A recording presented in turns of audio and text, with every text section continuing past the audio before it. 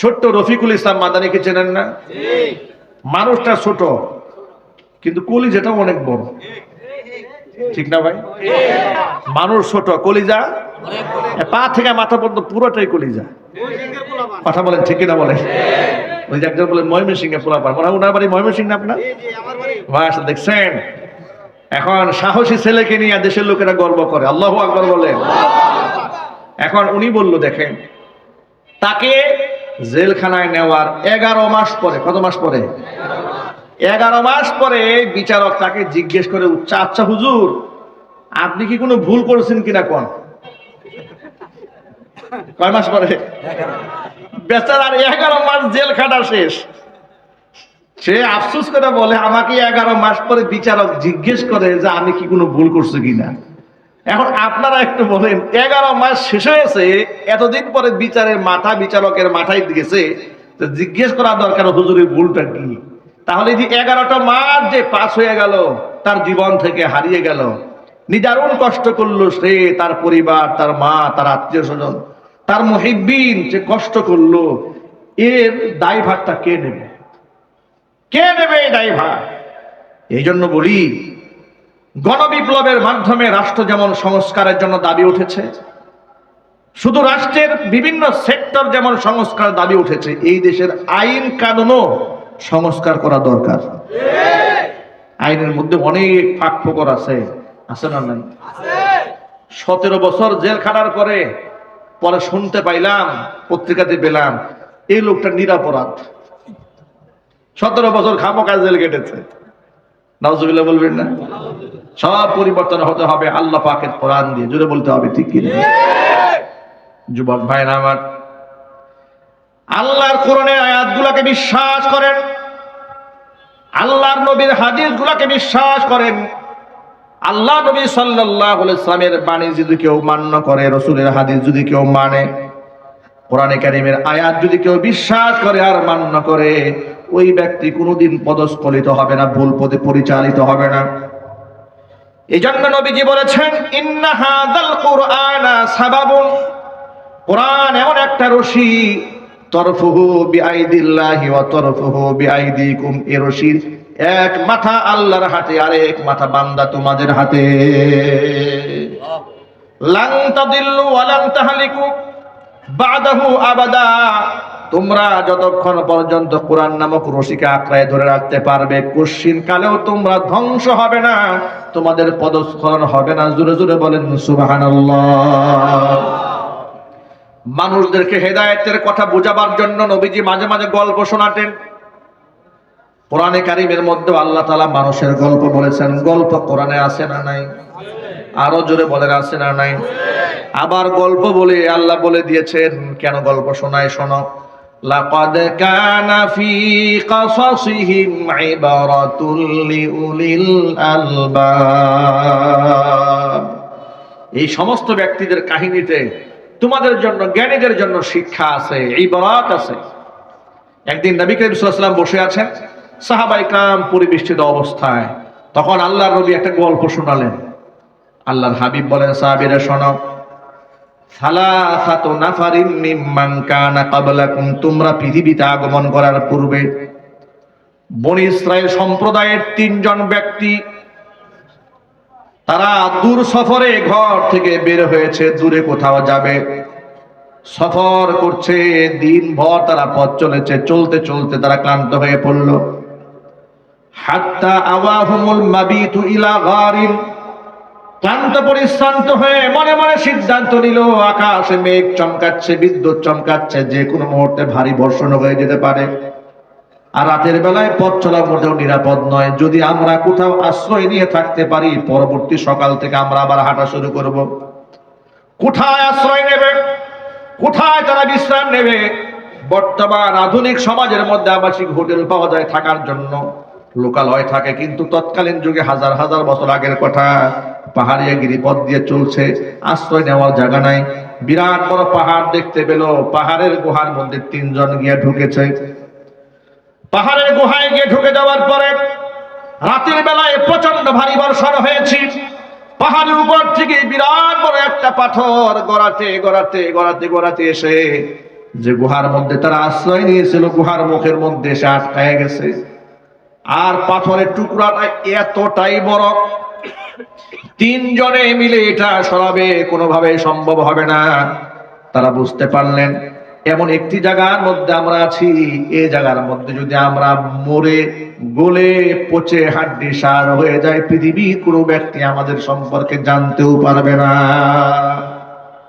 কিন্তু বিশ্বাস ছিল তাদের আল্লাহর উপরে। তিনজন ব্যক্তি ছিল ইমানদার। তারা মনে মনে ভাবলেন, পৃথিবীতে কেউ যেখানে দেখে না সেখানে একজন আছেন, তিনি দেখেন, তিনি কে? পৃথিবীতে এমন একজন সত্তা আছেন, দুনিয়ার কোন মানুষ যদি সাহায্য করতে নাও পারেন, তিনি সাহায্য করতে পারেন, তিনি কে? আল্লাহ রাব্বুল আলামিন। তিনজনে মিলে পরামর্শ করলো, বাঁচতে যদি চাও রবের সাহায্য নাও। রবের সাহায্য নিব কিভাবে? আল্লাহর কাছে দোয়া কবুল করাতে হলে নেক কাজের বিনিময়ে দোয়া কবুল করাইতে হয়। যেমন এই যে আমরা দোয়া করার আগে ইস্তিগফার পড়ি, সূরা ফাতিহা পড়ি, দুরূদ শরীফ পড়ি কিনা? এগুলা কারণটা কি? কারণ হচ্ছে আপনি যদি দোয়া আল্লাহর কাছে কবুল করাতে চান, তাহলে আপনি কিছু নেক কাজ করবেন আগে। নেক কাজের বিনিময়ে আল্লাহর কাছে চাবেন, এটা হচ্ছে দোয়া কবুল হওয়ার জন্য সুন্নাহ পদ্ধতি। জোরে বলেন সুবহানাল্লাহ। তিনজনে যেহেতু আল্লাহর উপর ভরসা ছিল, তারা তিনজনে পরামর্শ করলো, আজকে আমাদের রবের কাছে আমরা সাহায্য চাবো আমাদের জীবনের সর্বশ্রেষ্ঠ আমলের বিনিময়ে। মানুষের জীবনে যত খারাপ মানুষ হোক না কেন, কিছু কিছু ভালো কাজ থাকে না? কথা বলেন। আপনাদেরকে বলি, এমন যেন জীবনটা না হয়, চোখ বন্ধ করে এমন যেন নিজেকে কল্পনা করতে মনে না চায় যে আমার জীবনে কোনো ভালো কাজ নাই। এমনটা হতভাগা, এমনটা কপাল পোড়া হওয়া ঠিক নয়। চোখটা বন্ধ করলে যেন মনে হয় যে আলহামদুলিল্লাহ আমার জীবনে কিছু ভালো কাজ হয়তো আল্লাহর কাছে কবুল হবে ইনশাআল্লাহ। এরকম কিছু ভালো কাজ কখনো প্রকাশ্যে কখনো গোপনে করবেন, ইনশাআল্লাহ ওই একটা ভালো কাজ আল্লাহর কাছে মঞ্জুর হয়ে গেলে আপনার তাকদীর আল্লাহ পাক বদলাই দিবেন। তিনজন ব্যক্তি বিপদে পড়েছে।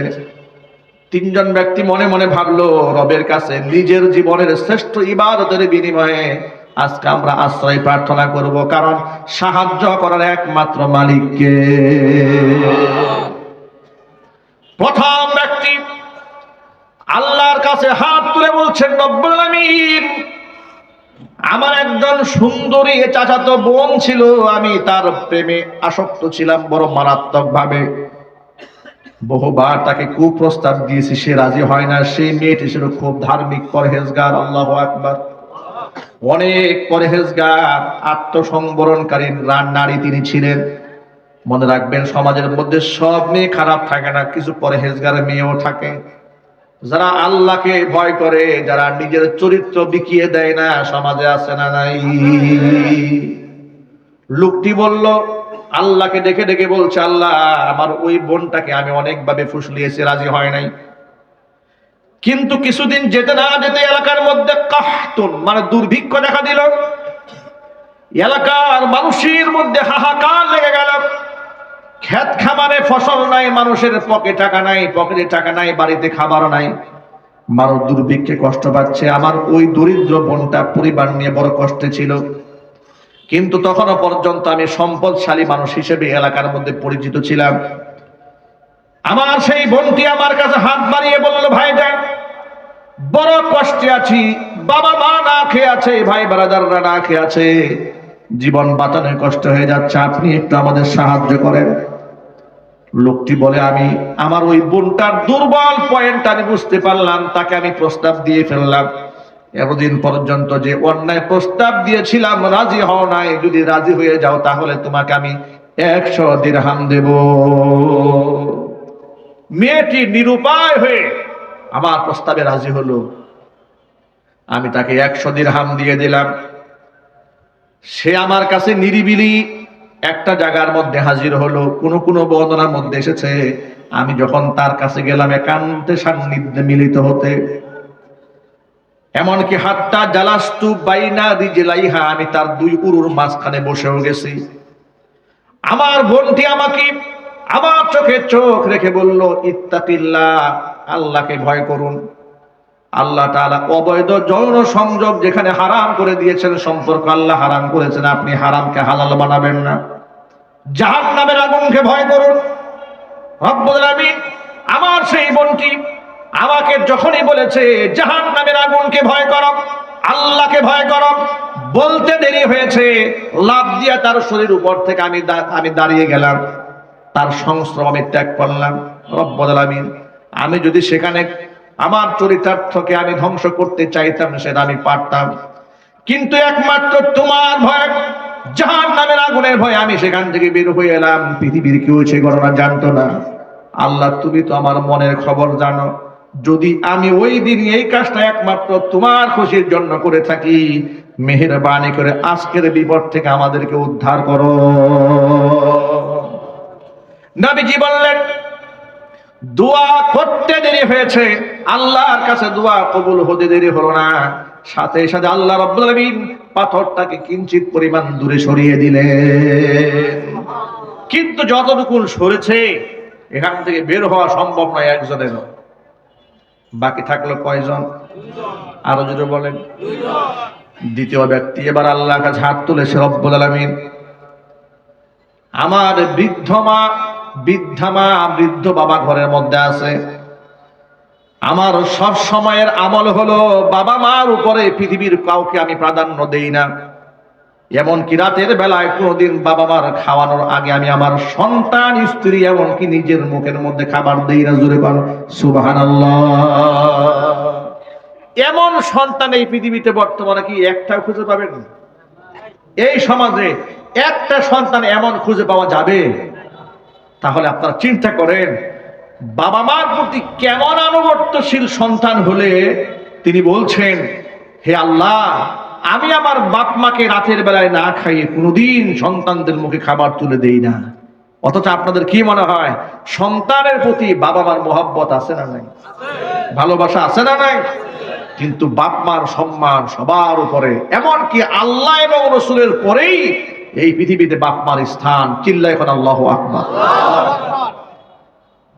পৃথিবীর 1,00,000 পীর এক পাল্লায় যদি দেন, আপনি একজন সন্তান হিসেবে 1,00,000 পীর যদি এক পাল্লায় দেওয়া হয়, আপনার সামনে আপনার মাকে যদি আরেক পাল্লায় দেওয়া হয়, কসম আল্লাহর, ওই 1,00,000 পীরের চাইতে আপনার কাছে ইসলামের দৃষ্টিতে মায়ের মর্যাদা বেশি। কিন্তু দুঃখজনক বাস্তবতা, এই দেশে এমন দেখা যায় পীরের জন্য মুরিদরা পাগল। কথা বলেন। পীরের পায়ে সেজদা দেয়, পীরের দরবারে গরু নিয়ে যায়, ছাগল নিয়ে যায়, উরসে গিয়ে নাচানাচি করে, গান বাজনা করে, আছে না নাই? মায়ের খেদমত করে না, মায়ের সেবা করে না, বাপ মাকে শ্রদ্ধা করে না, কিন্তু বাবার নামের জিকির করতে করতে মুখে ফেনা তুলে নাই। কসম আল্লাহর কোনো লাভ নাই। এই দুনিয়ার তামাম পৃথিবীর সব পীরও যদি দোয়া করে আল্লাহর কাছে কবুল হবে তার কোনো গ্যারান্টি নাই, কিন্তু যদি বাপ মা দোয়া করে কবুল হওয়ার গ্যারান্টি আছে না নাই? এটা কি হুজুররা বানিয়েছে নাকি আল্লাহ রাসূল বলেছেন? নবীজি সাল্লাল্লাহু আলাইহি ওয়াসাল্লাম বলেছেন, রিদাল্লাহি ফি রিদাল ওয়ালিদাইনি ওয়া সাখাতুল্লাহি ফি সাখাতিল ওয়ালিদাইন। বাবা মা যদি খুশি হয়ে যায় আল্লাহ খুশি হয়ে যান, বাবা মা যদি নারাজ হয়ে যান তো আল্লাহ নারাজ হয়ে যান। লোকটা বলে, রব্বুল আলামিন আমি আমার বৃদ্ধ বাবাকে আর বৃদ্ধা মায়ের মুখে খাবার তুলে না দিয়ে সন্তানদের খাবার দিই না, এটাই ছিল আমার আমল। একদিন আমি বাড়ি ফিরতে রাত হয়ে গেল, বাড়িতে গেলাম, গিয়ে দেখি আমার মা ঘুমায় গেছে, আমার বৃদ্ধ বাবা ঘুমায় গেছে, কিন্তু আমার সন্তানেরা ক্ষুধার যন্ত্রণায় ছটফট করছে, ঘুমায় নাই। বাড়ি যাওয়ার পরে সন্তানরা আমার কাছে খাবার চাইলো। সন্তানরা বলছে, আব্বা জান সব সময় দাদা দাদিকে তো আগে খাবার দেন, তারা তো ঘুমায় গেছে, আমরা ক্ষুধার্ত, আমাদেরকে খাবার দেন। তিনি বলেন, রব্বুল আলামিন আমার সন্তানেরা ক্ষুধার যন্ত্রণায় ছটফট ছটফট করে আমার পায়ের কাছে এসে ঘুমায় গেছে, এরপরেও সন্তানদেরকে খাবার তুলে দেই নাই। খাবার নিয়ে সারা রাত আমি বাপ মার শিয়রে দাঁড়িয়েছিলাম। সকালবেলা প্রত্যুষ যখন তাদের ঘুম ভেঙেছে, আগে বাবা মার মুখে খাবার তুলে দিয়েছি, এরপরে সন্তানদের মুখে খাবার দিয়েছি। ওই আমার রব, আমার এই আমলটি যদি একমাত্র তোমার সন্তুষ্টির জন্য করে থাকি, যে বিপদের মধ্যে পড়েছি আল্লাহ এই বিপদ থেকে আমাদেরকে উদ্ধার করো। নবীজি সাল্লাল্লাহু আলাইহি ওয়াসাল্লাম বললেন, দোয়া করতে দেরি হয়েছে, আল্লাহর কাছে কবুল হতে দেরি হয়নি, সাথে সাথে আল্লাহ পাক পাথরটাকে কিঞ্চিত পরিমাণ দূরে সরিয়ে নিলেন। এখন বাহির থেকে কিছুটা আলো ভিতরে ঢুকতে শুরু করেছে, তাদের আশার সঞ্চার হয়েছে, কিন্তু বের হওয়া সম্ভব নয়। বাকি আছে কয়জন? একজন তখনও বাকি আছে। তৃতীয় ব্যক্তি আল্লাহর কাছে হাত তুলেছে, রব্বুল আলামিন, আমার বাড়িতে দিন মজুরেরা কাজ করতো, গরিব মানুষরা কাজ করে, সব সময় সকলকে পারিশ্রমিক দিয়ে বিদায় করে দেই। একবার বেশ কিছু লোক আমার বাড়িতে কাজ করেছে, সবাই পারিশ্রমিক নিয়ে বিদায় হয়ে গেল, কিন্তু একজন দিন মজুর পারিশ্রমিক নিল না, না নিয়ে চলে গেছে। আমি সেই পারিশ্রমিক নিয়ে বড় পেরেশান হয়ে গেলাম। গরিব মানুষের হক আমার কাছে রয়ে গেল, আমি এখন এই টাকা তারে কেমনে পৌঁছাবো? কোনোভাবেই তার সন্ধান করতে পারলাম না। সর্বশেষ ওই টাকা দিয়া ওই ব্যক্তির নামে একটা ছাগল কিনলাম, ছাগল থেকে বাচ্চা হলো, আবার সেটা বিক্রি করে আমি গরু কিনলাম, গাভী কিনলাম, সেখান থেকে বাচ্চা হলো, বিক্রি করে উট কিনলাম, ছাগল কিনলাম, ভেড়া বকরি, অনেক কিছু কিনে ফেললাম। ওই টাকা দিয়ে প্রফিট হয়ে গেল। আমি গরু প্রান্তরে সেগুলাকে রেখে দিলাম। দীর্ঘদিন পরে ওই লোকটা এসেছে আমার বাড়িতে, এসে বলল, ভাই আপনার কাছে আমার কিছু পাওনা টাকা ছিল, যদি আপনি আমাকে দিয়ে দিতেন। তিনি বলছেন, রব্বুল আলামিন, আমি ওই লোকটাকে বললাম, ওই যে মরুর দিকে তাকায় দেখো, মরু প্রান্তরে যতগুলো ভেড়া বকরি দুম্বা দেখা যায়, এই সবগুলি তোমার পরিশ্রমের কামাই নিয়ে বাড়ি চলে যাও। লোকটা অবাক বিস্ময়ে আমাকে বলল, আতাস্তাহজিউ বি, আপনি আমার সাথে কি ঠাট্টা করেন নাকি, বিদ্রুপ করেন? আমি পাবো আপনার কাছে সামান্য কিছু টাকা, আর আপনি আমাকে এতগুলো উট দিয়ে দিচ্ছেন, ছাগল দিয়ে দিচ্ছেন, গরু দিয়ে দিচ্ছেন, এর মানেটা কি? তিনি বললেন, আল্লাহর বান্দা, আপনার রেখে যাওয়া সেই আমানতের টাকাটা আমি কাজে লাগিয়েছি, এগুলার মালিক আমি নই, এই মালিকগুলো আপনি, এগুলা নিয়ে চলে যান। তিনি বলেন, রব্বুল আলামিন, লোকগুলো সবগুলা জিনিস নিয়ে চলে গেল। ও আল্লাহ, এই কাজটি যদি একমাত্র তোমার খুশির জন্য আমি করে থাকি, মেহেরবানি করে আজকের বিপদ থেকে আমাদের বাঁচিয়ে দাও। জোরে কোন সুবহানাল্লাহ। দোয়া করতে দেরি হলো। নবীজি সাল্লাল্লাহু আলাইহি ওয়াসাল্লাম বলেছেন, দোয়া করতে দেরি হয়েছে, কবুল হতে দেরি হয় নাই। চিল্লায় কোন আল্লাহু আকবার। আল্লাহ তাআলা সাথে সাথে পাথরটাকে পরিপূর্ণ সরাইয়া তাদের জন্য গর্তের মুখটা উন্মুক্ত করে দিলেন। অনেকগুলো শিক্ষা এখানে আছে। এক নাম্বার শিক্ষা হচ্ছে, আখলিস দীনাকা ইয়াকফিকাল আমালুল কালিল। আমল অল্প হোক না কেন, যদি আপনি একমাত্র আল্লাহর খুশির জন্য কোনো কাজ করেন, পরকালে নাজাতের জন্য যথেষ্ট হয়ে যাবে, আমল অল্প হলেও। দ্বিতীয় নাম্বার শিক্ষা হলো, ইখলাসের সাথে কোন আমল করলে শুধু পরকালেই সওয়াব পাওয়া যাবে তা নয়, দুনিয়ার বিপদ থেকে আল্লাহ রাব্বুল আলামিন ভালো আমলের বিনিময়ে বিপদ থেকে বাঁচিয়ে দিবেন। তিন নাম্বার শিক্ষা এখানে আছে, আমার সামনে অসংখ্য যুবকেরা বসে আছেন। যুবকেরা, অনেক যুবকেরা নামাজও পড়ে, রোজাও রাখে, হজও করে, উমরাও করে, যাকাতও দেয়, আবার অনেকে নামাজ কালাম পড়ে না। যারা নামাজ কালাম পড়ে না, আল্লাহ পাক নামাজে বানায় দেন। জোরে কোন আমিন, আরো জোরে কোন আমিন। কিন্তু নামাজ কালাম পড়ার পরেও, নিজেকে মুসলমান দাবি করার পরেও অনেক যুবকেরা অন্যায় প্রেমের মধ্যে হাবুডুবু খায়। ঠিক কিনা বলেন? গার্মেন্টসের আমার বোনেরা থাকে, কিংবা স্কুল, কলেজ, ইউনিভার্সিটি, বিশ্ববিদ্যালয়ে আমাদের বোনেরা আছে, তাদের সাথে অন্যায় সম্পর্ক রাখে। জোরে জোরে কোন নাউজুবিল্লাহ। মনে রাখবেন যুবক ভাইয়ের আমার, অন্যায় সম্পর্ক রাখবেন না, প্রয়োজনে বিবাহ করবেন আল্লাহর হুকুম অনুযায়ী। ইসলামের দৃষ্টিতে বিবাহ করা একদম সহজ আমল। ঠিক কিনা বলেন? ইসলামে বিবাহ করা কি কঠিন কাজ নাকি? একদম সহজ কাজ হচ্ছে বিবাহ করা, কিন্তু জিনা ব্যভিচার করা এটা ইসলামে অনেক মারাত্মক কঠিন হস্তে দমন করা হয়েছে। আল্লাহু আকবার বলেন। কিন্তু আমাদের সমাজ ব্যবস্থা পুরো উল্টা করে দিয়েছে, বিবাহকে কঠিন বানিয়ে দিয়েছে, জিনা ব্যভিচারকে সহজ করে দিয়েছে। যার জন্য বিবাহের জন্য আইন আছে, 18 বছর আগে মেয়েকে বিবাহ দেওয়া যাবে না, কিন্তু 14 বছরের মেয়ে যে চুটাইয়া প্রেম করতেছে কোনো অসুবিধা নাই। কথা বলে না কেন? বাস্তবতা সমাজে আছে না নাই? ক্লাস 5 পরে প্রেম করে ভেঙে গেছে। গতকালকেও অনলাইনে দেখেছি, ছোট্ট এক বাচ্চা মেয়ে চলে গেছে এক ছেলের সাথে। সাংবাদিক জিজ্ঞেস করে যে এটাকে ছোট মেয়ে, পিচ্ছি মেয়ে, ক্লাস 6 পড়ে না 5 পড়ে। সে মেয়ে বলছে এটা আমার বয়ফ্রেন্ড। নাউজুবিল্লাহ বলবেন না? দেখলে মনে হয় যে কচু গাছের লোকেরা দৌড়ে দিয়ে গিয়ে একটুক মেয়ে বলে এটা আমার বয়ফ্রেন্ড। কি লজ্জা, কি শরম, কি নির্লজ্জতা এগুলো! যুবক ভাইরা মনে রাখবেন এই কথা, শুধু লজ্জা স্থান দিয়ে জিনা করার নাম জিনা নয়। চোখের জিনা আছে, হাতেরও জিনা আছে, অন্তরেরও জিনা আছে না নাই? আল্লাহর কসম আমি বানিয়ে একটি কথাও বলছি না। আল্লাহ নবী বলেছেন ওয়াল্লা আইনানি জিনাহুমান নাজরু, দুই চোখের জিনা হচ্ছে দুই চোখ দিয়ে কাবুক নজরে পরনারীর দিকে তাকানো। ওয়াল উযুনানি জিনাহুমান ইস্তেমা, দুই কানের জিনা হচ্ছে গভীর মনোযোগ সহকারে একজনের কথাকে শ্রবণ করা। 3 নাম্বার হাতের জিনা হচ্ছে হাত দিয়ে স্পর্শ করা। অন্তরের জিনা হচ্ছে মনে মনে বাজে কল্পনা করা। পায়ের জিনা হচ্ছে পা দিয়ে এগিয়ে যাওয়া। লজ্জাস্থান সেটাকে আমলে বাস্তবায়ন করে। জোরে কর নাউযুবিল্লাহ। মাইকের আওয়াজ বাহিরে যাচ্ছে, অসংখ্য মায়েরা বোনেরা আমার কণ্ঠের আওয়াজ শুনতে পাচ্ছেন। মায়েরা বোনেরা সাবধান, নিজেকে বেপরদার মাধ্যমে পর পুরুষের সামনে কোনদিন উপস্থাপিত করবেন না। কসম আল্লাহর দাম থাকবে না, দাম থাকবে না। কারণ যে জিনিস সহজে পাওয়া যায়, সস্তায় পাওয়া যায়, সমাজে তার মূল্য থাকে না। সমাজে ছাগলের দাম বেশি না হরিণের দাম বেশি?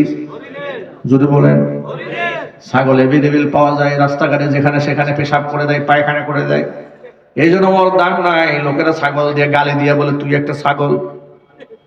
যাকে গালি দেওয়া হয়েছে ও আরো কয়েক গুণ ক্ষিপ্ত হয়, বলে তুই একটা রাম ছাগল। আরেকজনে বলে তুই একটা পাঠা। ঠিক কিনা বলেন? এর মানে ছাগল এভেলেবেল পাওয়া যায়, ছাগল দিয়ে মানুষ গালি দেয়। হরিণকে সবসময় পাওয়া যায় না, দাম বেড়ে গেছে। হরিণের উপমা দিয়ে মানুষ প্রশংসার উপমা দেয়। তুমি দেখতে দারুণ সুন্দরী, চোখটা টানা টানা হরিণের মতো। সুবহানাল্লাহ বলেন। এক লোক একটা গাড়ি কিনেছে অনেকদিন আগে। আমাকে একদিন বলছে হুজুর আমি একটা হরিণ কিনেছি। আমাকে বলতেছে, আমি মনে মনে ভাবলাম এই লোক হঠাৎ করে হরিণ কিনবে কেন? বলে আমি একটা হরিণ দেখাবো। আমাকে বলতেছে আপনাকে একটা হরিণ দেখাবে। উত্তরাতে আমাকে নিয়ে গেছে বাড়িতে, গিয়ে দেখি একটা গাড়ি। তো হুজুর এটা আমার হরিণ। আমি চিন্তা করলাম একটা গাড়ি কিনে আমাকে হরিণ দেখাচ্ছে, এর মানে প্রশংসার উপমা দিচ্ছে কি দিয়ে? হরিণ দিয়ে। কেন? জঙ্গলে থাকে, অ্যাভেলেবেল পাওয়া যায় না। যে সমস্ত মেয়েরা পর্দায় থাকে তারা হচ্ছে ঝিনুকের মধ্যে আবৃত মুক্তার দানার মতো। রাস্তাঘাটে পুঁতি পাওয়া যায়, 10-20 টাকার পুঁতির মালা পাওয়া যায়, কোনো মূল্য নাই। এগুলো ক্যানভাস করেও বিক্রি করা যায় না। কিন্তু মুক্তা, এটাকে কত দাম, লাখ টাকার উপরে মুক্তার মালার দাম। সেই মুক্তার দামটা বাড়লো কেন? বেড়েছে এই জন্য সে ঝিনুকের মধ্যে নিজেকে আবৃত করে রেখেছে, দাম আল্লাহ পাক বাড়িয়ে দিয়েছে। যে মেয়েটি পর্দায় থাকে আল্লাহ তাআলা ওই মেয়ের দাম বাড়িয়ে দেন, তার ইজ্জত বাড়িয়ে দেন। জোরে জোরে বলেন সুবহানাল্লাহ। এই যে যুবকেরা সামনে বসে আছেন, আপনাদের কষ্ট হচ্ছে? মেয়েদেরকে তো বললাম, এবার আপনাদেরকে একটা কথা বলবো, যদি আপনারা মাইন্ড না করেন। বেশি মাইন্ড করছেন? অনেক যুবকেরা বিবাহ শাদী করে বউয়ের ছবি ফেসবুকে দেয়। শুধু গাজীপুরের যুবকরা দেয় না, ফেসবুকে বউয়ের ছবি আপলোড দেয়। আপলোড দিয়ে কি লেখে বলেন শোনেন। প্রিয় বন্ধুগণ, এটা আপনাদের নতুন ভাবি, সবাই একটু দোয়া করবেন খাস করে। কথা বলেন আছে না নাই? আচ্ছা, আপনি কি করে নিশ্চিত হলেন পাবলিক প্লেসে আপনার সুন্দরী স্ত্রীর ছবিটা যে আপনি প্রচার করলেন? আপনি একটু বিবেককে জিজ্ঞেস করুন তো। এমন যুবকের সামনে তো নিশ্চয় আপনার বউ পড়তে পারে, ওই আপনার স্ত্রীকে দেখে সে মনে মনে চিন্তা করবে, আরে এই বউটা যদি আমার হইতো। কথা বলে না? আমি কি অবাস্তব কথা বললাম না বাস্তব কথা বললাম?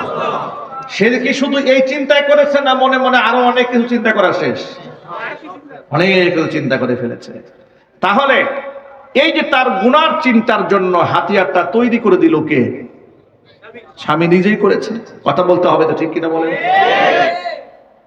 এই দেশের নাস্তিক বেঈমানরা কি বলে জানেন? আমরা যখন মেয়েদের পর্দার কথা বলি, বাপ এবং রামেরা বলে যে হুজুররা মৌলবাদী কথাবার্তা বলে, আধুনিক জামানায় মেয়েরা একটু ফ্যাশন করে চলবে, মডার্ন মেয়েরা যেভাবে খুশি সেভাবে চলবে, হুজুররা কেন পোশাক নিয়ে কথাবার্তা বলে? আমি আপনাদেরকে বলি, জামা কাপড় ছোট হওয়া যদি আধুনিকতা হয়, উলঙ্গ থাকার নাম যদি স্মার্টনেস হয়, তাহলে কুকুর তো বহু যুগ যুগ ধরেই স্মার্ট। কথা বলে, কিন্তু বিরাট মডার্ন। তুমি আর কয়দিন যাবত মডার্ন হয়েছো? তুমি তো জামা কাপড় খুলছো মাত্র 5 বছর 10 বছর আগে, আর কুত্তা তো শুরু থেকেই ল্যাংটা। ঠিক কিনা বলে? সুতরাং উলঙ্গ থাকার মধ্যে কোনো সম্মান নাই। আপনার বাস্তবতা দেখে আপনার অবাক হবেন যে পশ্চিমাদের আদলে এদেশের কিছু লোকেরা চলতে চায়।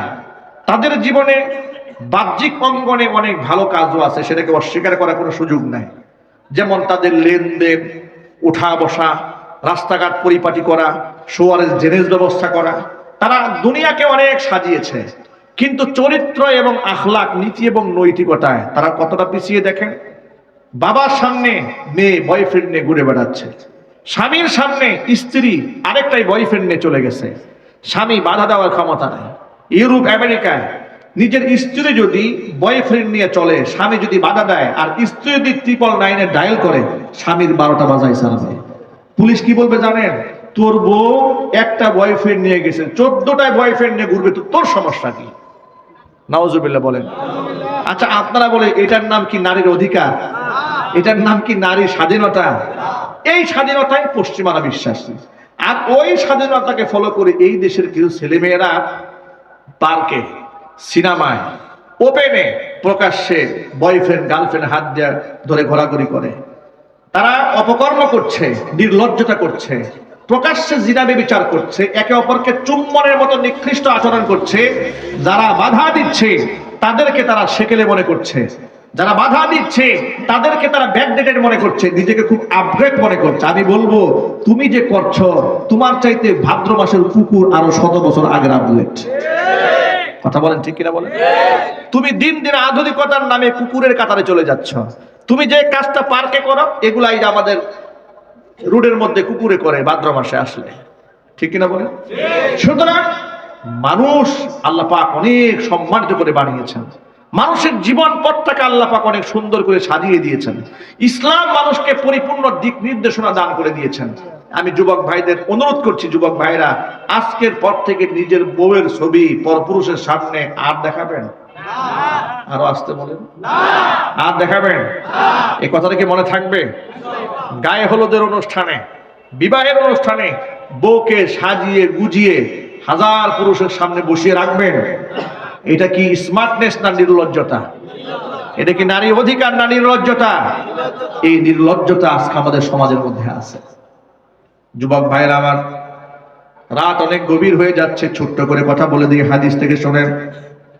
আল্লাহর নবী রাহমাতুল লিল আলামিন বলেছেন, সিনফান মিন আহলিন নার লাম আরহুমা, এই দুনিয়াতে আমি 2টা জাহান্নামের শ্রেণী এই পৃথিবীতে আসবে, যাদেরকে আমি নবীজি দেখি না এই দুনিয়াতে, কিন্তু ওর আসবে কিয়ামতের আগে। ইতোমধ্যে তাদের আগমন শেষ হয়ে গেছে। 1 নাম্বার, রিজালুম বিআইদিহিম সিয়াতুন কাযরাবিল বাকর, এমন কিছু যুবকদের আবির্ভাব ঘটবে দুনিয়াতে, যাদের প্রত্যেকের হাতে গরুর লেজের মতো লাঠি থাকবে।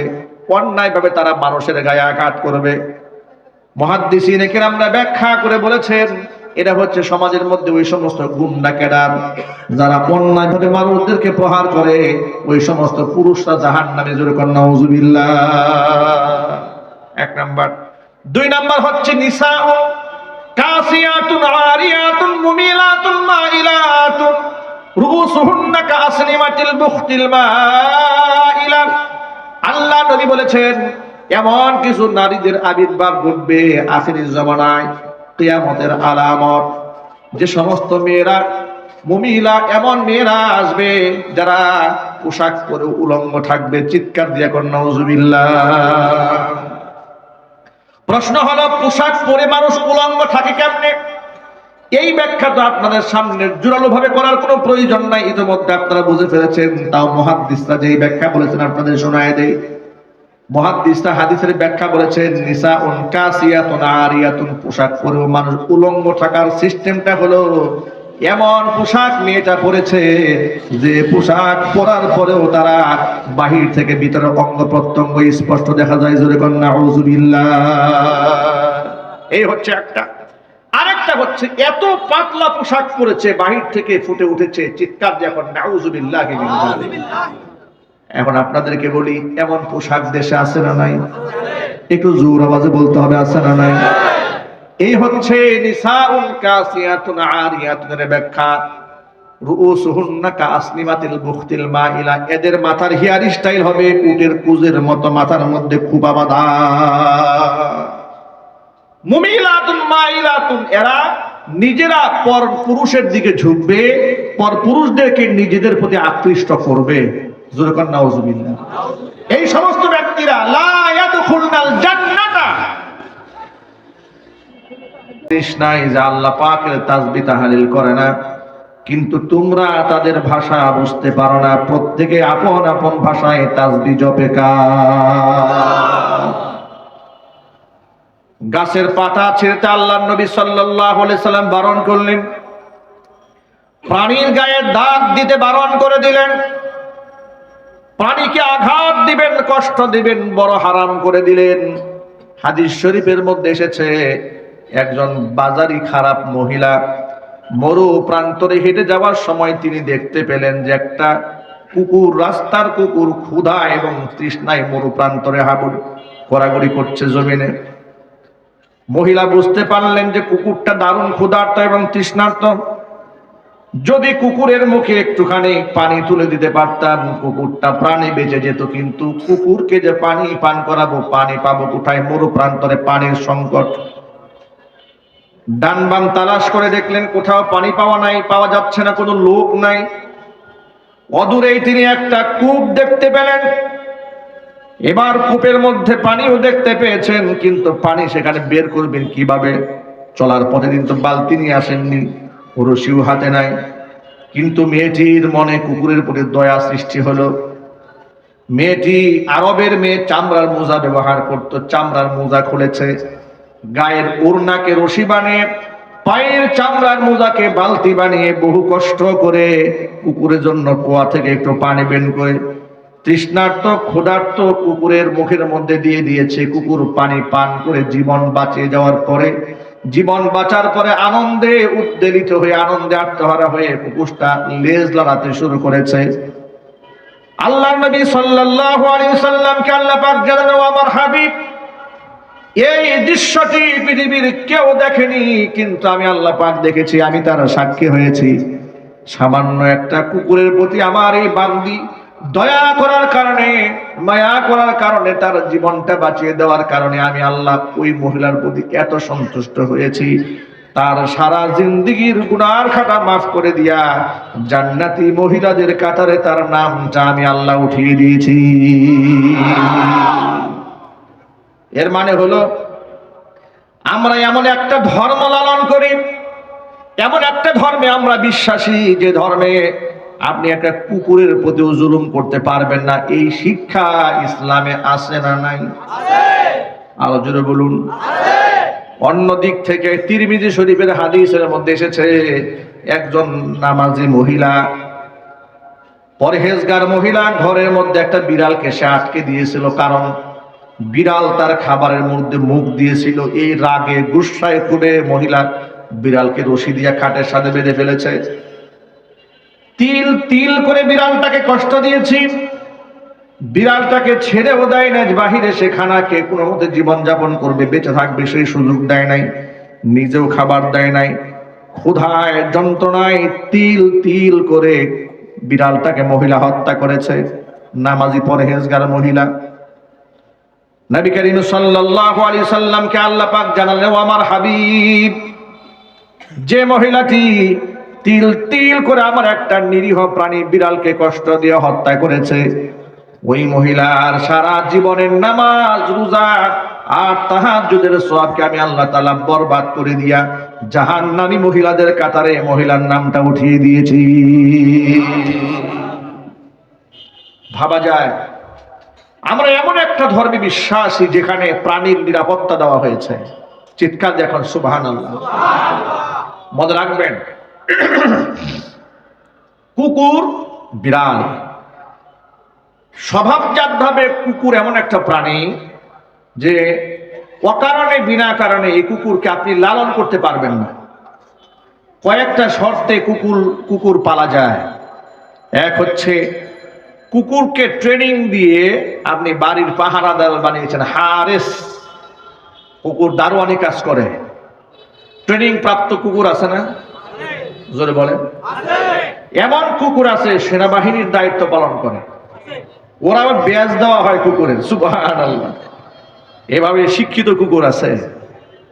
এগুলা ওই কাজে, বিশেষ কাজে আপনি ফোর্স ইন্টেলিজেন্স ব্রাঞ্চে দায়িত্ব দিয়ে দিলেন কুকুরের, কিংবা ক্ষেত খামার পাহারা দায়িত্ব দিয়েছেন, বাড়ি পাহারার দায়িত্ব দিয়েছেন, এই জন্য কুকুর লালন করেছেন একটা। আরেকটা হচ্ছে কুকুরকে বন্ধু বানিয়ে ঘরের মধ্যে বন্ধু বান্ধবের মতো লালন পালন করে, যেটা পশ্চিমারা করে, ইহুদি খ্রিস্টানেরা যেটা করে, নাউযুবিল্লাহি মিন যালিক। এটা টোটালি সম্পূর্ণরূপে হারাম। এটা কি জোরে বলেন তো? আরো জোরে বলেন। কুকুরকে আপনি প্রয়োজনে বাড়ির দারোয়ানি করার জন্য, এলাকা পাহারা দেওয়ার জন্য, আপনার ক্ষেত খামার পাহারা দেওয়ার জন্য আপনি তাকে রাখতে পারবেন, কিন্তু আপনি তাকে ঘরের মধ্যে নিতে পারবেন না। নবী করিম সাল্লাল্লাহু আলাইহি ওয়াসাল্লাম বলেছেন, যে ঘরের মধ্যে প্রাণীর ছবি থাকে এবং কুকুর থাকে সেই ঘরের মধ্যে আল্লাহ রহমতের ফেরেশতা ঢুকে না। প্রিয় ভাইরা আমার, এক বাক্যে জবাব দেয়া বলুন, তাহলে ইসলামে প্রাণীদের নিরাপত্তা আছে না নাই? আরো জোরে বলেন। যদি প্রাণীদের এতটুকু নিরাপত্তা থাকে, একটা মানুষের জীবনের নিরাপত্তা এই ধর্মে কত উপরে আপনার কল্পনা করতে পারেন? বিনা কারণে একটা কুকুরকে আপনি আঘাত করতে পারলেন না, বিড়ালকেও যদি আপনি না মারতে পারেন, মানুষ হয়ে মানুষ কি করে এত বড় ষড়যন্ত্র মানুষের সাথে করে?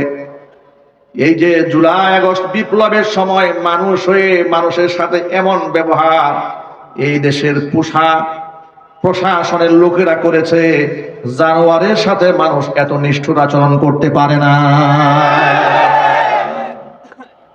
এত নিষ্ঠুর আচরণ তারা কি করে করেছে?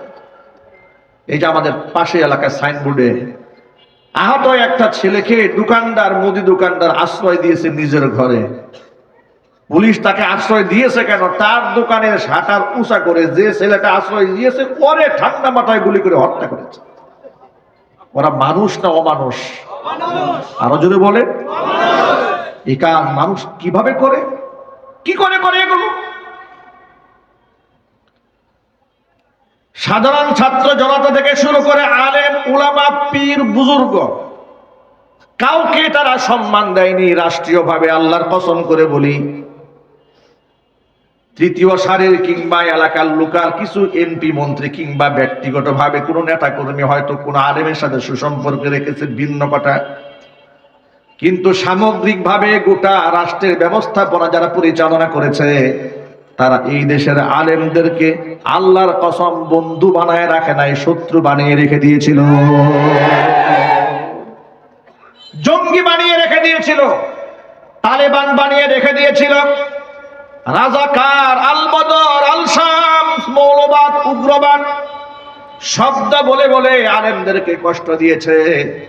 ওই দলের এক নেতা একদিন আমাকে বলে, হুজুর আপনি তো জামাত করেন। আমি বললাম, আমি জামাত করি, আপনারে কে বললো? বলে, আমার দলের বড় নেতারা বলেছে, একবারে কেন্দ্রীয় লিডাররা বলেছে মাদানী হুজুর জামাত করে। আমি বললাম, আপনার কেন্দ্রীয় থেকে শুরু করে আপনি পর্যন্ত টোটাল মিথ্যাবাদী। কথা বলেন ঠিক কিনা? এগুলার কাছে কোনো এভিডেন্স নাই, যাকে যা খুশি তাই বলে দমাবার চেষ্টা করেছে। লক্ষ্মীপুরার মাহফিল থেকে আমাকে ধরে নিয়ে গেছে, স্লিপ দিয়ে নামে, এরকম মাহফিল বয়ান করছি, আমাকে স্লিপ দিয়ে নামে 2018 সালে ফেব্রুয়ারি মাসের 8 তারিখে আমাকে যখন নিয়ে যাওয়া হচ্ছে, আমি বললাম, ভাই আমাকে কোথায় নিয়ে যাচ্ছেন? প্রশাসনের লোকেরা বলে থানায়। একটু স্বস্তি পেলাম, যাক থানায় যেহেতু নিয়ে যাচ্ছে, গুম তো আর করছে না, খুন তো করে ফেলছে না, আয়না ঘরে তো আর ঢুকাচ্ছে না। নিচে কোথায়? জয়দেবপুর থানায়।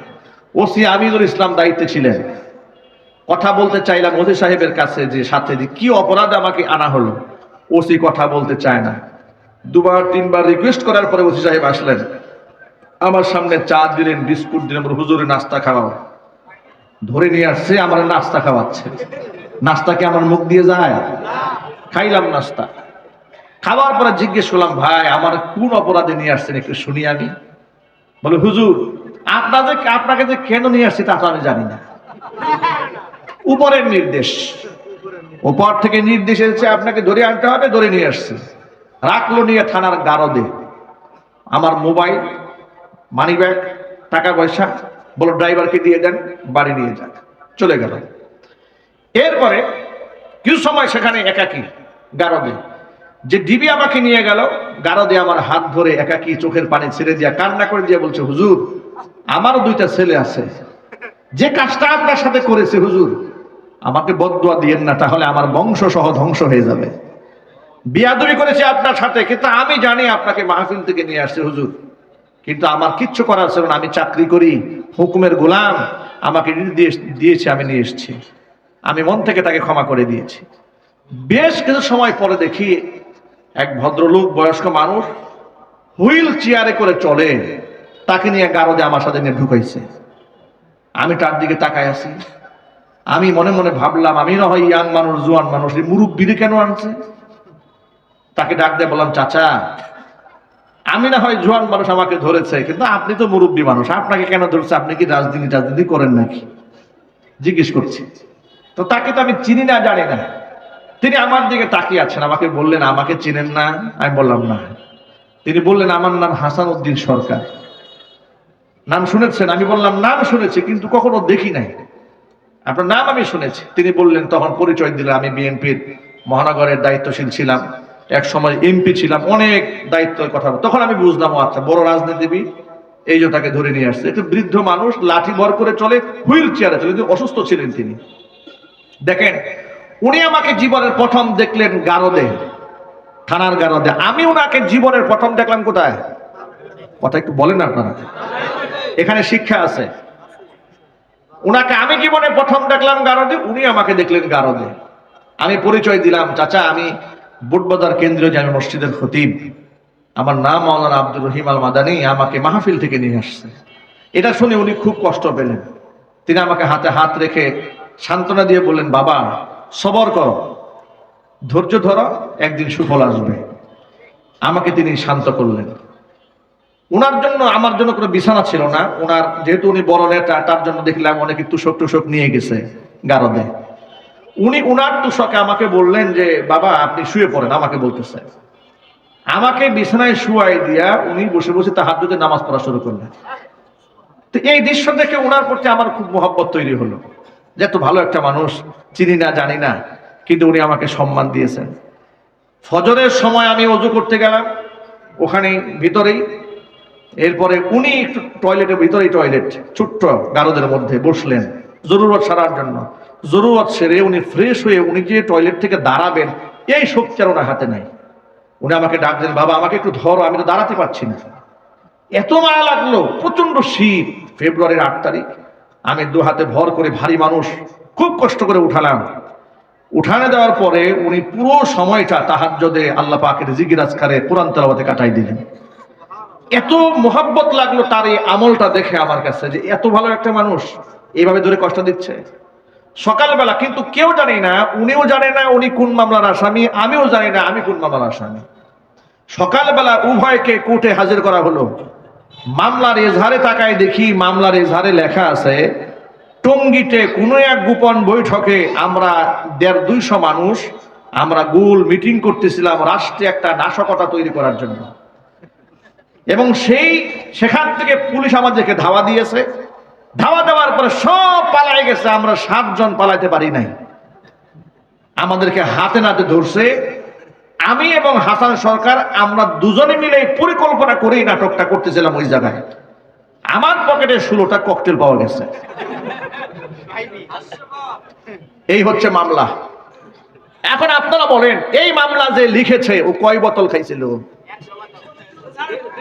ডেট এক্সপায়ার গাঁজা না খাইলে এমন মামলা লেখা যায় না। প্রত্যেকটা আওয়াজ দিয়ে বলতে হবে, ঠিক কিনা বলেন? হাজারো হাজারো কষ্টের মাঝে আপনাদেরকে ছোট্ট একটা কথা বলি, মনে কেউ মাইন্ড করবেন না। সাদাকে সাদা, কালোকে কালো বলতে শিখুন, মর্যাদা পাবেন। ওই মাজলুম হালাতে গাজীপুরের সাবেক মেয়র জাহাঙ্গীর সাহেব তিনি শুনলেন যে আমাদেরকে এভাবে অ্যারেস্ট করা হয়েছে। তিনি আমাদের হয়ে তিনি চেষ্টা করেছেন, খুব চেষ্টা করেছেন যে এই মামলায় যেন আলেম ওলামারা জেল না খাটে। উনি বারবার এসপি হারুন ছিল তখন, তার কাছে গেল, সুপারিশ করেছে, কোনো সুপারিশ আমলে আসে না। এইভাবে একদিন দুই দিন ঘুরতে ঘুরতে উনিও দৌড়দৌড়ি করলেন আমাকে ছাড়ানোর জন্য। হাসানুদ্দিন সরকারের সেবার কথা তো আমি বললামই, ওনার জন্য কষ্ট করলেন। চলে গেল এইভাবে একটানা 22 দিন কারাগারে। বিনা অপরাধে জেল খাটলাম, জরিমানা দিলাম, উকিলদের পিছনে দৌড়ালাম। কোর্টে যখন হাজির করা হয়েছে, হাতের মধ্যে হ্যান্ডকাপ পরিয়েছে, গরুর রশি দিয়ে বাঁধছে। গরুর রশি দিয়া বেঁধে ম্যাজিস্ট্রেট কোর্টে নিয়ে যাচ্ছে। জিজ্ঞেস করলাম প্রশাসনের লোকদেরকে, ভাই আপনারা তো হ্যান্ডকাপ পরাইছেন, এতেই আমাদের ইজ্জত শেষ, আমাকে নিয়ে যাচ্ছেন, আমরা কি দৌড় দেওয়ার মানুষ, কেন আমাদেরকে রশি দিয়ে বাঁধলেন? বলে এটা আইন। এটা কি আইন? শোনাই দিল আইনের কথা। নিয়ে গেল, নিয়ে যাওয়ার পরে সিরিয়ালে সবগুলারে বাঁধছে রশি দিয়া, বেঁধে নিয়ে গেছে। মনে কত আঘাত লাগে জানেন? গতকালকে দেখলাম আলেম ওলামারা মিথ্যা মামলার আসামি হওয়ার পরে যারা আলেমদেরকে 2 পায়ে ডান্ডা বেরি পরিয়েছে, বুলেট প্রুফ জ্যাকেট পরিয়েছে, মাথার মধ্যে হেলমেট পরিয়েছে, 2 হাতের মধ্যে হাত করা এইভাবে লাগিয়ে টেনে হিসড়ে গরু ছাগলের মতো, জঙ্গলি জানোয়ারের মতো কোর্টে হাজির করেছে। আজকে দেখলাম, আপনারা অনেকে দেখেছেন, বাংলাদেশের কুখ্যাত সন্ত্রাসী, জুলাই আগস্টের গণহত্যাকারী, আওয়ামী লীগের সেই সমস্ত এমপি, মন্ত্রী এবং দূষরেরা তারা অ্যারেস্ট হয়েছে। ওদেরকে মানবতা বিরোধী অপরাধের ট্রাইব্যুনালে নিয়ে যাওয়া হচ্ছে। হাতের মধ্যে হ্যান্ডকাপ নাই, পায়ের মধ্যে ডান্ডা বেরি নাই, অথচ ওরা কুখ্যাত সন্ত্রাসী, মানুষের খুনি, অসংখ্য ছাত্রকে খুন করেছে, 2,500-এর উপরে মানুষকে ওরা বাস ফায়ার করে ডাস্টবিনে নিক্ষেপ করেছে। কথা বলতে হবে মুসলমান, ঠিক কিনা বলে?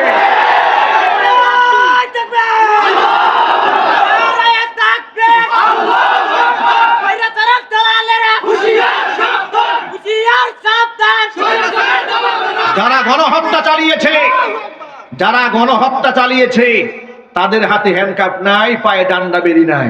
ব্যাপারটা কি? হঠাৎ করে খুনিদের সাথে এত প্রেম, এত পীড়িত কোথা থেকে উতলায় উঠলো? আলেমদেরকে রশি দিয়া বাঁধার সময় দেশে আইন ছিল, এখন দেশে আইন নাই। আমরা অন্তর্বর্তীকালীন সরকারকে বলছি, খুনিদের সাথে কোনো আতাত চলবে না। তারা মানবতার দুশ্মন। তারা শুধু আলেমদের উপর দুশ্মনী করেছে তা নয়, ভিন্ন মতের যাকে পেয়েছে তাকে শত শত মামলা দিয়েছে। কথা বলে, এই যে পরিচালক বলেছেন না যে মাহফিল করতে গেছে, ডিবি দ্বারা এসে ধরার জন্য। চিন্তা করতে পারেন, পূজা পার্বণে বাধা ছিল না, বড় বড় রঙ্গমঞ্চ সাজিয়েছে, বাধা নাই। আর মাহফিল করতে গিয়েছে, বাধা দিয়েছে, প্রশাসনিক আউট করে দিয়েছে, মাহফিল প্যান্ডেল ভেঙে দিয়েছে, বক্তার সামনে থেকে মাইক কেড়ে নিয়েছে। এই ধরনের আচরণ যারা বাংলার মাটিতে করেছে, ওদের বিচার হওয়ার আগ পর্যন্ত কোন প্রকার নমনীয় আচরণ এদেশের মুসলমান সহ এদেশের কোন নাগরিক বরদাস্ত করবে না। রাজি আছেন কিনা তো হাত দেখতে চাই।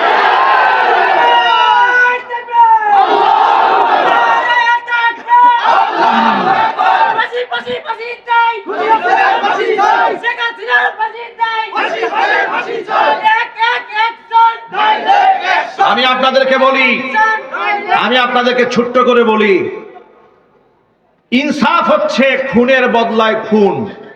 যে মানুষ হত্যা করেছে তাকে হত্যা করা হবে, এই আইনটা স্বয়ং আল্লাহ করেছেন।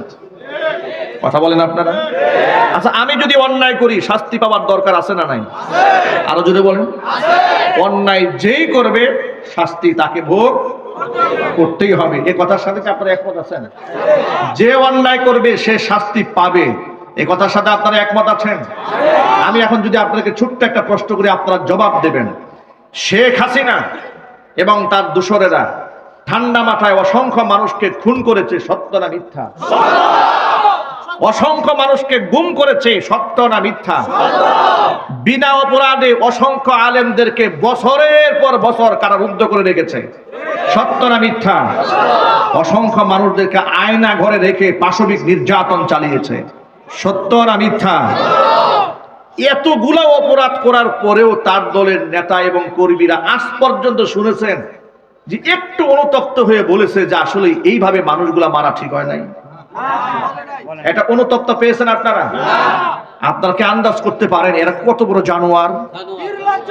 মানুষ মারার পরেও যার কলিজা কাঁদে না, যিনি উল্টা ফোন দিয়ে থ্রেট দেয় যে একটা কেউ ছাড় দেওয়া হবে না, আল্লাহর কসম, আল্লাহর কসম, ও আর মানুষের কাতারে নাই, তার চিকিৎসা প্রয়োজন। কথা বলতে হবে, ঠিক কিনা বলেন? অন্তর্বর্তীকালীন সরকারকে বলবো, শহীদদের রক্তের উপর আপনি দাঁড়িয়ে আছেন, শহীদদের রক্তের উপর দাঁড়িয়ে থেকে জালেমদের প্রতি কোনো প্রকার সহানুভূতি দেখাবেন না। ভারত আপনার কিছুই করতে পারবে না, কারণ ভারতের পেটে লাথি মেরে এদেশের লোকেরা স্বাধীনতা অর্জন করেছে। ভারত তার দাসকে বসিয়ে রাখতে চেয়েছে, এদেশের জনগণ দাসত্ব গ্রহণ করে নাই। এদেশের ছাত্ররা দাসত্ব মানবে না, এদেশের ইয়াং প্রজন্ম, তরুণ প্রজন্ম দাসত্ব মানবে না। এদেশের মানুষ স্বাধীনতা পেয়েছে, এদেশের লোকেরা ফেসবুকে স্বাধীন মতো কথাও বলতে পারে নাই, গ্রেফতার করা হয়েছে। ডিজিটাল সিকিউরিটি আইনে নিরাপত্তার নামে যাকে খুশি তাকে মামলা দেওয়া হয়েছে। এই সমস্ত ভণ্ডামি এই দেশে আর চলবে না। কথা বলেন ঠিক কিনা? প্রসঙ্গক্রমে ছোট্ট করে বলে দেই, স্বাধীনতা অর্জন হয়েছে বলে অন্যায় কাজ করা যাবে না।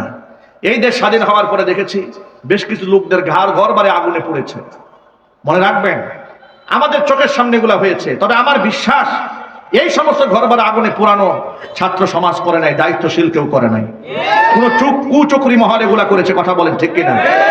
তবে হ্যাঁ, যে পরিমাণ মানুষ হতাহত হয়েছে, খুন হয়েছে, গুম হয়েছে, তার তুলনায় তো এগুলা কিছুই নাই। কথা বলেন? এই কাজগুলো যদি অন্য কেউ করতো আর তারা যদি বিপ্লব ঘটাইতে পারতো, তাহলে কি হতো জানেন? কি হয়েছে এই দেশে? কয়জন লোককে হত্যা করা হয়েছে, কয়জন লোককে গুম করা হয়েছে, বরং এখনো পর্যন্ত জামাই আদর করে আদালতে তোলা হচ্ছে। মনে রাখবেন, এই দেশে ইনসাফ কায়েম হওয়ার আগ পর্যন্ত আমাদের লড়াই থামবে না। যুবকেরা, যদি আবার বিপ্লবের ডাক আছে, জালেমদেরকে যদি কোনো ব্যক্তি আবার প্রত্যাবর্তন করার জন্য, তাদেরকে নতুন করে সেটেলমেন্ট করার জন্য ষড়যন্ত্র করে, সেই ষড়যন্ত্র রুখে দেওয়ার জন্য কি আপনারা প্রস্তুত আছেন? কারা কারা প্রস্তুত? হাত দেখতে চায়। কারা কারা প্রস্তুত আছেন? তো হাত তোলেন।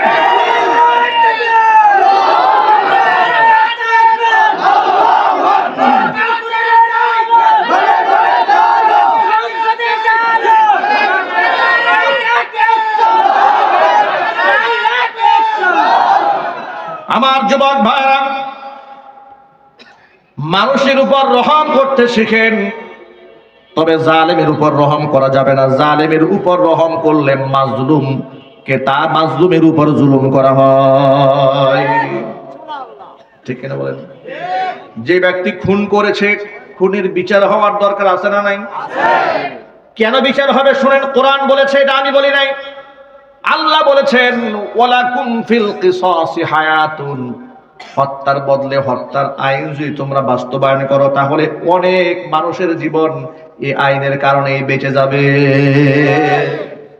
তাহলে সিরিয়াল কিলার যারা তৈরি হয়েছে, ঠান্ডা মাথায় যারা ভাড়াটে খুনি, এরা খুন করতে সাহস পাবে না। এরা বুঝে যাবে যে না, এখানে হাত দেওয়া যাবে না, হাত দিলে আবার কল্লা শেষ। ঠিক কিনা বলেন? কিলাটা কেন তৈরি হয়েছে জানেন? তারা বুঝে ফেলেছে খুন আমি যাই করি না কেন, আমার মামু আছে, খালু আছে, এমপি আছে, মন্ত্রী আছে, এক ফু দিয়ে আমার ফাঁসির দায় উল্টে ফেলবে, কোনো অসুবিধা নাই। এই দেশে ইসলাম কায়েমের জন্য সকলকেই চেষ্টা করতে হবে। আপনি যে দলের রাজনীতিবিদ হন না কেন, আপনি ক্ষমতায় গেলে আপনার মনের মধ্যে একটা মিশন থাকবে, এ দেশে আল্লাহর কোরআন দিয়ে বিচার কার্য পরিচালনা করতে হবে। খুনির উপর দয়া দেখানো যাবে না, সন্ত্রাসীদের উপর দয়া দেখানো যাবে না, তাহলে আবার জুলুম নির্যাতন শুরু হয়ে যাবে। যুবক ভাইরা আমার, কোরআন মাজিদের মধ্যে আল্লাহ সুবহানাহু ওয়া তাআলা আইন করে দিয়েছেন, ওয়া কাতাবানা আলাইহিম ফিহা আন্নান নাফসা বিন নাফসি ওয়াল আইনা বিল আইনি ওয়াল আনফা বিল আনফি ওয়াল উযুনা বিল উযুনি ওয়াস সিন্না বিস সিন্নি ওয়াল জুরুহা কিসাস ফামান তাসাদ্দাকা বিহি ফাহুয়া কাফফারাতুল লাহ ومن لم يحكم بما أنزل الله فأولئك هم الظالمون আল্লাহ পাক সূরা মাইদার মধ্যে দ্ব্যর্থহীন ভাষায় ঘোষণা করে দিলেন ওয়া কাতাবানা আলাইহিম, মানুষের জন্য আমি লিখিতভাবে আইন করে দিয়েছি, এটা ফরজ করে দিয়েছি কিতাবের মধ্যে।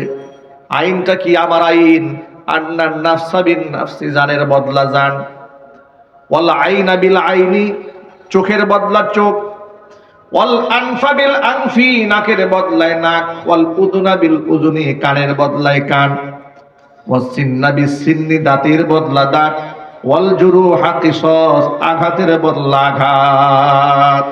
আইন করলেন কে? আল্লাহ। আরো জোরে বলুন না কে? আল্লাহ। অথচ আল্লাহর আইন বাদ দিয়ে যদি মানুষের আইন মানেন, আল্লাহর কসম করে বলি, মানুষ আবেগে ভুল সিদ্ধান্ত দেয়, মানুষের বিবেক কাজ করে না, উল্টা পাল্টা রায় দেয়, মিথ্যা রায় দিয়া বিনা অপরাধে নিরপরাধ মানুষগুলোকে ফাঁসির কাস্টে ঝুলিয়ে দেয়। ওই যে